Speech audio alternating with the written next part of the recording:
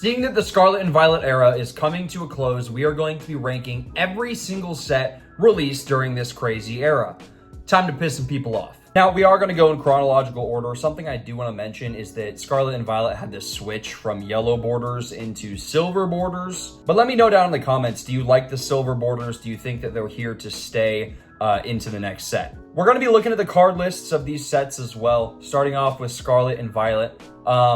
Honestly, looking back at this set, the art rares are really, really good. I actually don't hate them at all. The thing with all of the early sets in the Scarlet and Violet era is that a lot of people don't like the new Pokemon that they made in the Scarlet and Violet games. And this one is full of them. I mean, the Drowsy card is really, really good. I love the Routes line with the Routes, the Kirtlia, and the Gardevoir. This King Gambit's pretty cool too. But there isn't a ton in this set. There's not like a ton of substance with it. There's only 4 SIRs that, you know, are actual Pokemon, or sorry, 5, but they're not that great. They're all of the past and present Pokemon. But not a bad set. We're going to go ahead and put it into C tier. Now, going into Paldean Evolved. Now, this set is another mid-range set. You know, pretty good hit rates. A lot of really good art rares now that I'm looking at back. Biggest hitter of this set has to be the Magikarp. People love that card. You can already see that this set has a little bit more substance as far as IRs than Scarlet and Violet. But these SIRs really, really lacking. Again, they're the new Pokemon. They had just come out. People don't love them that much. I'm putting it right there with Scarlet and Violet. Now, Obsidian Flames. This one, super controversial. A lot of people hated that the hit rates on this set are so high. Looking at the card list, it has even less than SV Base and Paldean Evolved. There are barely any big hitters in this set. Again, this set kind of feels unfinished to me. It feels like a Charizard fan service set with some of the new Pokemon kind of just sprinkled in. And honestly, the 12 IRs that are in here are nothing to write home about. Plus, when you combine that with a really high hit rate, you feel like you run through the set super, super quick. I'm gonna give this a D. Now, this is where everything started getting crazy with 151. This is when the Pokemon Company really started to cook. And one of the biggest factors of the giant boom that we have been seeing inside of the community is 151. I'm not even going to look at the card list. I have this master setted. It is S tier. I mean, just look at the card list. All original 151 Pokemon, beautiful IRs, even the Caterpie, which is the least expensive IR out of the bunch. These are all beautiful artworks. And on top of that, the hit rates are really decent. When I tell you I spent too much money on 151 to master set it, I spent too much money opening this set because I loved it so much. Let's also note that 151 was the first English set to have God packs, basically meaning that you can get more than one hit in a pack. They had been a thing in Japanese for a long, long time, but in 151, you could hit the entire evolution line for all 3 starters. I'm telling you right now, I think this was the best set that they released in the Scarlet and Violet era. S tier, and there's no debate. Now, with Paradox Rift, like I said, this is right when the Pokemon Company started to cook. Now, there still is a lot of the past and present, a lot of the new Pokemon in this set, but the art rares, really, really good. But still, we have a lot of the new Pokemon, but also a lot of fan favorites. And this set, even more SIRs than 151. Again, a run-of-the-mill set, but I would definitely say better than Scarlet and Violet and Paldean Evolved. So we're going to put it in B tier. Paldean Fates. As you guys may know, there is always a Fates set every single year. It's a holiday set, and it's all about shiny Pokemon. Only 2 sets later, they cooked again. Not even a question, Paldean Fates, S tier, right behind 151. This set has amazing hit rates. So many baby shinies. I don't know exactly how many, but look at all of these baby shinies, man. If you open a pack of Paldean Fates, I would be surprised if you didn't get a hit of any kind. I will say the full arts are kind of mid. The Mew is really, really cool. We only get 3 illustration rares in this set, though. Basically, all the baby shinies took up the spots for those. I honestly love baby shinies. I think that they should put more of them and just kind of sprinkle 1 or 2 inside of these sets. I think it'd be really, really cool. Kind of how they did in the old days with shinies. And only 3 SIRs. You got the shiny Bubble Mew, you got the shiny Charizard, and the shiny Gardevoir. If you were to only pick 3 SIRs and 3 Pokemon to put in your set, these were the 3 to pick. And even these green gold cards, I don't hate them. They're actually pretty cool to get. Now, maybe it's just because I like the baby shinies, but I love Paldean Fates. I think it's S tier, and if you disagree, I think you're wrong. Now this one's gonna piss some people off.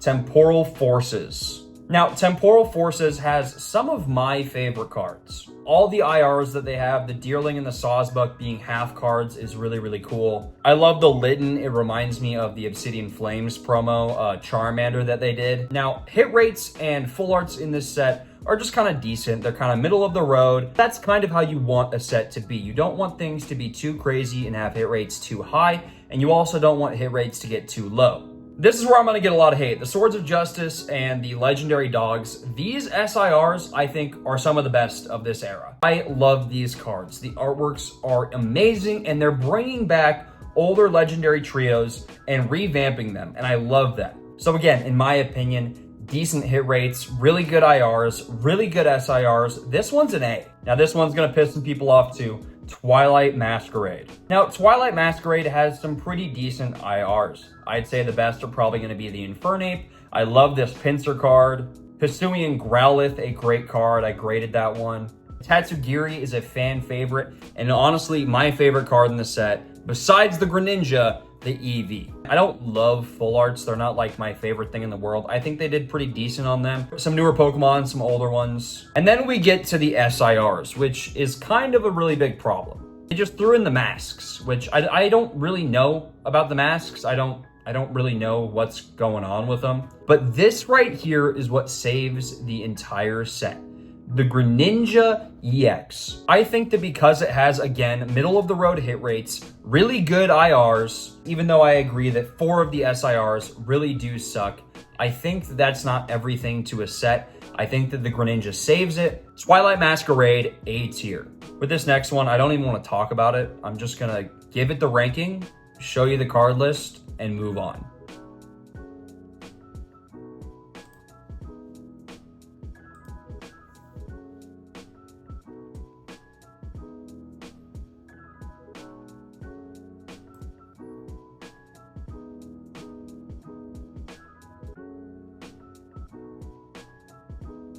There's no substance to this set, and it's dog shit.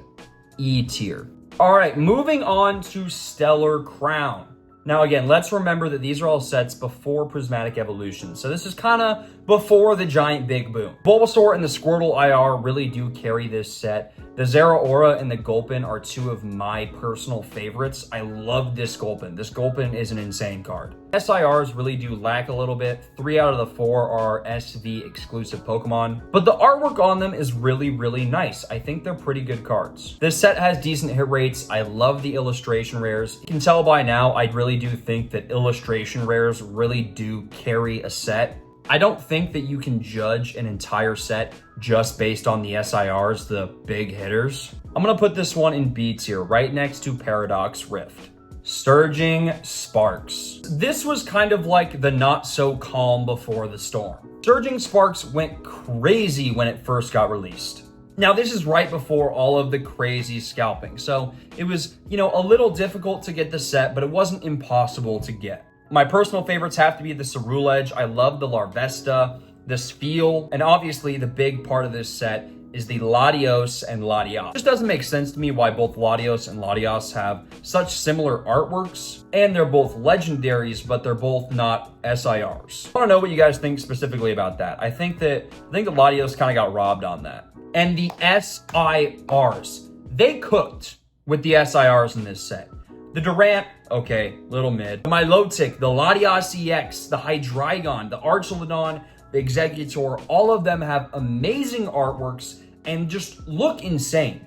And obviously, we can't leave out the butthole Pikachu. I don't know what it is about Pikachu, people love it. Amazing artworks, bringing back fan favorite Pokemon. This set does have lower hit rates than the rest of the sets, but man, I just think they cooked too much to put them below just because of hit rates. This is going A tier. All right, we're finally here. Prismatic Evolutions. Now, we know that when Prismatic Evolutions dropped, it blew up the game. Scalping got insane. And honestly, I kind of blame Prismatic Evolutions for ruining the hobby.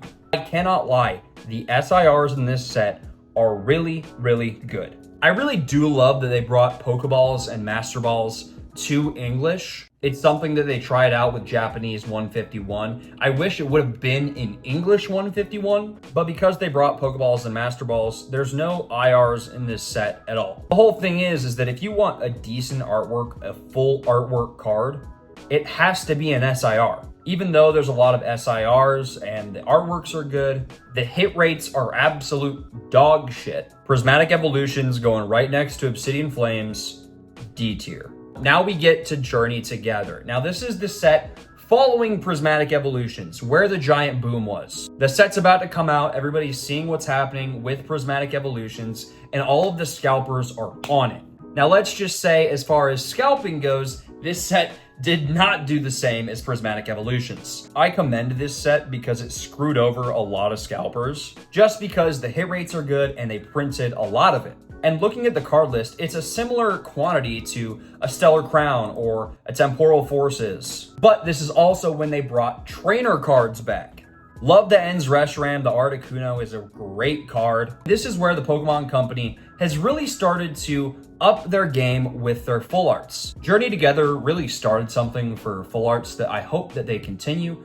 They continued it into Destined Rivals. I just hope that they continue to make these, full arts good. And the SIRs, again, not a ton of them. It doesn't feel like we have 17 million SIRs in this set. It's a decent set. It's nothing crazy like Surging Sparks 151 or Paldean Fates. I'm gonna go ahead and put it in B tier. Now, the most recent set to release, Destined Rivals. This set is amazing. We have not seen a Team Rocket focused set in so long. Now again, like I've been saying, with the Scarlet and Violet era, as far as the full art, IRs, and the SIRs, the artworks of this entire era are great. They're insane. I love the direction they're going in with their IRs. These are peak.